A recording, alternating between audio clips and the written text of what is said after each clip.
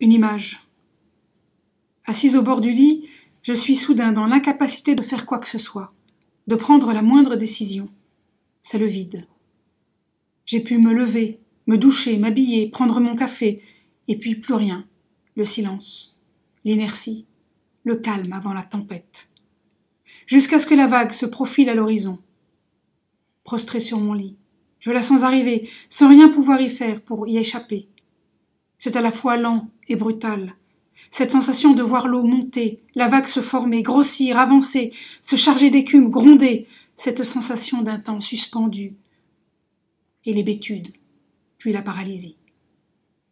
Quand la vague explose, je suis emportée, mon corps est secoué, malmené par la violence du choc. Les larmes jaillissent sans crier gare et se déversent à flot continu. Je suis désorientée par les vagues qui se succèdent sans discontinuer. Je me cogne au mur. Des cris d'abord muets se forment au fond de ma gorge, puis des hurlements répondent au grondement des vagues. Dernier moment avant l'immersion totale. J'ai perdu cette bataille. Mon corps s'affaisse, réduit à l'état liquide. C'est la première des manifestations visibles à mon œil de mon embrasement futur. L'eau avant le feu, comme Fukushima. Étrange de passer de l'eau aux flammes. Cette eau qui n'éteint pas les braises, enfouie au fond de moi. Cette eau qui m'inonde provoque l'accident. Alors le burn-out, c'est un mot qui est apparu dans les années 70 à propos des professions aidantes aux États-Unis. Et depuis, il est employé dans plein de domaines, mais il n'a pas de définition légale, il n'a pas de définition médicale non plus. Donc ça recouvre des pathologies relativement différentes. Alors il y a plusieurs cas de figure. Parfois le salarié nous dit qu'il a fait un burn-out, et parfois il tient à garder le secret sur ce qui lui est arrivé au niveau de son arrêt maladie, donc il nous dit rien. Au retour d'un salarié qui a fait un burn-out, de toute façon, en général, l'arrêt est assez long, donc le médecin du travail le reçoit et il regarde si la personne est apte ou inapte à son travail. Alors, ce que je constate, c'est que souvent, le salarié, il est en difficulté pour exprimer son ressenti. Donc, la première chose que je fais, c'est de l'interroger sur l'interroger sur comment il se sent, et je lui demande de m'exprimer ses émotions, et parfois ça surprend. Il a complètement perdu ses repères en général et il a souvent perdu confiance en lui. Donc le plus important, c'est déjà d'établir une relation de confiance et de faire ce que j'appelle une politique des petits pas, rassurer et puis progressivement faire pas à pas. Souvent, je compare le burn-out à une chute de cheval au galop. Imaginez que vous êtes sur un cheval lancé au galop, vous êtes sur une prairie et tout d'un coup, pour une raison inconnue, vous tombez et vous ne savez plus où vous êtes. Donc c'est exactement ça le burn-out. Vous êtes tombé et il va falloir remonter à cheval, mais alors tout doucement, petit pas par petit pas. C'est très très important de veiller à cette temporalité-là.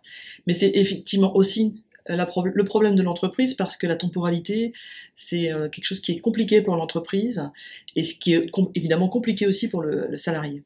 Ce que je fais, c'est que je laisse toujours la porte ouverte. Je leur dis qu'ils peuvent venir me voir, que je ferai en sorte de trouver du temps pour eux, pour les écouter, parce que c'est ce qui me semble le plus important. J'essaye vraiment d'établir un climat de confiance, et je fais en sorte que je puisse analyser l'évolution de leur discours, parce que souvent, dans ce qu'ils disent, il y a des mots-clés sur lesquels je les interroge régulièrement, et je vois l'évolution de leur situation, et je leur fais prendre conscience aussi de l'évolution. Je pense que ça peut être une idée très intéressante, parce que souvent la personne se sent plus libre de parler. Ce que je propose dans certains cas, c'est un coaching d'accompagnement de reprise de poste, pour permettre à la personne de s'exprimer librement et de faire en sorte qu'elle puisse traduire ses émotions avec un tiers qui n'est pas partie prenante à l'entreprise. Les parlementaires se sont penchés sur la question et ont proposé des choses qui me paraissent vraiment intéressantes.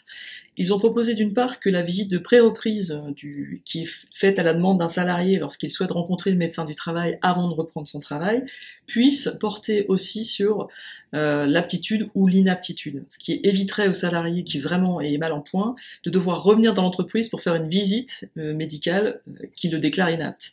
Ça éviterait un choc pour lui et de devoir être confronté à une douleur un peu trop lourde parfois. Donc ça, c'est très intéressant. D'autre part, ils envisagent évidemment des actions de coordination entre l'entreprise, le salarié et aussi le médecin du travail. Je pense que ce serait très très intéressant. Souvent, chacun a un petit peu un discours tronqué et il est difficile d'avoir une vision d'ensemble. Enfin, ils proposent pour les personnes qui sont en grande difficulté des centres thérapeutiques qui seraient adaptés à leur état, qui leur permettraient de faire des travaux de groupe, qui leur permettraient de reprendre pied tout doucement et avant de reprendre un travail à proprement parler.